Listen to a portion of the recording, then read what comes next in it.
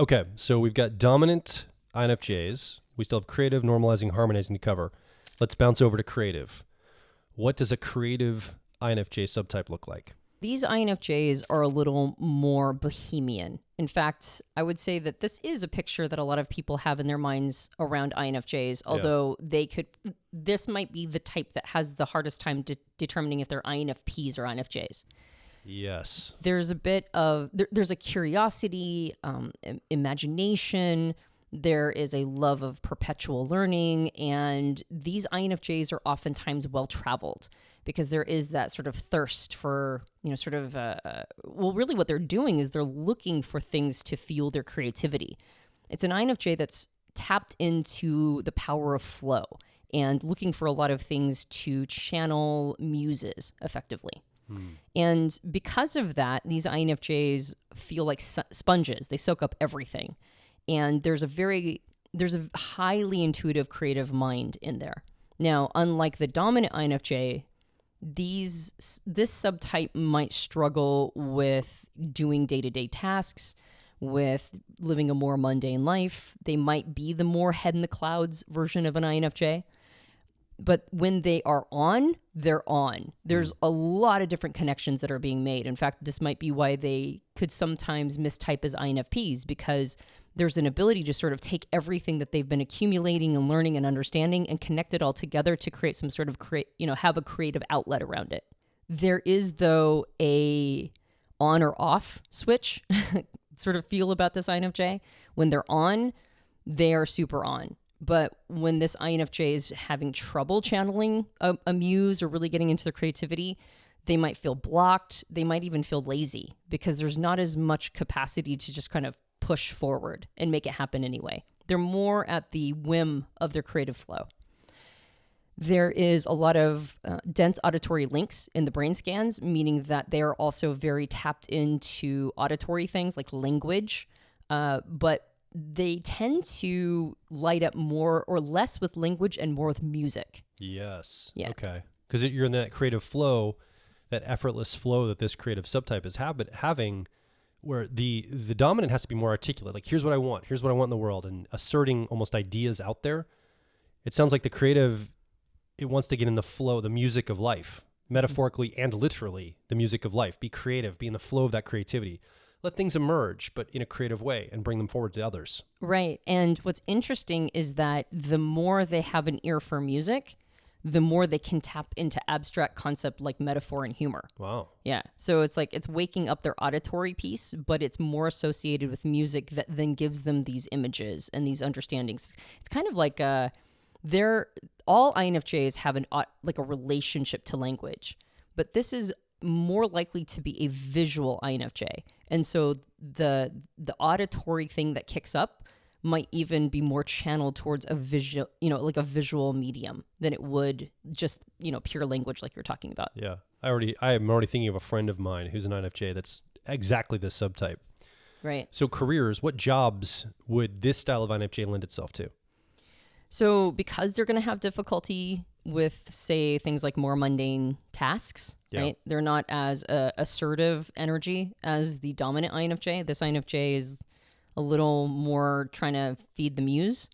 They can look scattered. They can have challenges just buckling down. And so they're going to need a career that suits that, or at least helps them, or accommodates for that sort of idiosyncrasy. So there's a lot of these styles of INFJs in the creative arts, right? Particularly music, as you can imagine. They're usually very into travel. And so they might do something that is associated with travel, allows them to sort of collect that information all the time because there's a constant thirst for information.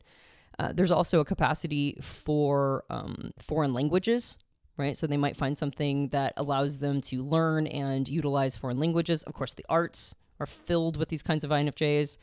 But when they do that, it's more likely to be, something around jazz or, something that's more improvisation than it is with like the classics and memorizing classical music or pieces of art. And they can also be attracted to the sciences, actually, as long as whatever they venture into gives them that capacity to seek their own style within that. And of course, they can be very enthusiastic teachers. Yeah, I'm thinking about like our profiler training event a couple months ago. I was walking out in the lobby after one of the sessions on like the 4th day, and there was a group of students playing with our profiling cards and developing like games, like gameplay. And I believe that one of the INFJs that was sitting there probably lends herself to a creative style INFJ. She was coming with a lot of new concepts on how this would play. It was very free form, in the moment, emergent kind of energy. And it was like really interesting. I think that was an expression of that. The other thing I would say here too is so if you're an INFJ and you're looking, if you feel more like the creative subtype, you're probably not going to go get a 9-to-5 job at a desk in an office. Or if you do, you might suffer a lot. Like you might hate that.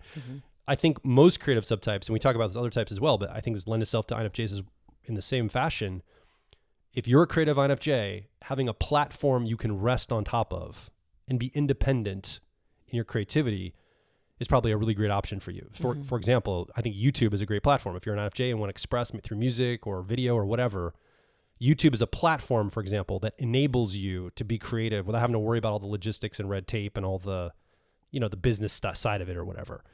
And so finding some kind of a platform or being subsidized with some entity that can support you in your creative endeavors is probably the thing you want to move toward if this is your style. Whereas like the dominant, it's more like go start your own business, go get that leadership role. It's more of a different attunement of energy. But the creative, I think that platform thinking is really beneficial here. Yeah, and gives you a lot of capacity to learn. Yes. Like there's a Explore, thirst. learn, grow. Yeah. There's a thirst for knowledge that particularly creative INFJs have. So anything that allows them constantly be learning. Yeah. And they can teach or they can, use it in different ways. But the career path you choose has to give you just like tons of information because that's part of how you get your muse going. Yeah. From neurotransmitter standpoint, dopamine is the chemical relationship that this subtype often has. Type geeks out there, let's talk about the cognitive wiring, the 2 cognitive functions of introverted intuition and extroverted feeling. Okay, so for the type geeks, there is the perceiving function, in this case, introverted intuition, or what we call perspectives. The perceiving function is going to be the analytic or the output function, right? It's going to be more assertive. It's going to have an energy and a will. It's going to, and that makes sense, like the creative part, right? The intuitive part is going to be the part that wants to assert itself to the world. But the judging function, in this case, extroverted feeling, or what we call harmony, that's going to be more holistic. It's going to have a more receptive energy, or sort of, it's more being responsive than it is setting an agenda.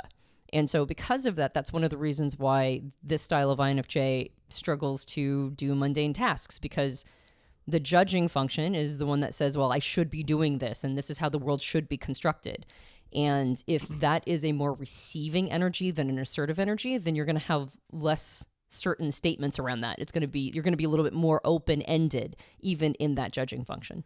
It also might mean you struggle a little bit more with the things that function does well, like setting boundaries, knowing where you and another person stop. Like you might have to work on those elements a little bit more if you're this style of INFJ.